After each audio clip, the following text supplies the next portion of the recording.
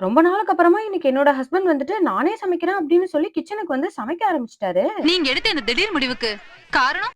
வேற என்னவா இருக்கும்? நல்ல சாப்பாடு சாப்பிடணும்னு ஆசைப்பட்டுருப்பாங்க. அதான்னு நீங்க நெனைக்கிற மைண்ட் வாய்ஸ் எனக்கு கேக்குது. நீங்க எல்லாரும் நெனைக்கிற மாதிரி அது உண்மை இல்ல அப்படின்னு சொல்லவே மாட்டேன். அதுதான் உண்மை.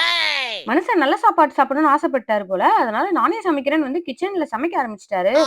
அது மட்டும் இல்லாம எப்பயும் கட்டிங்க்கெல்லாம் என்ன ஹெல்ப் கேட்கிறவரு, இன்னைக்கு கட்டிங், வெட்டிங் எல்லாத்தையும் நானே என் கைப்பக்குவத்துல தான் பண்ணுவேன்னு சொல்லி, மொத்தமா எல்லாமே அவரே பண்ணிட்டாரு.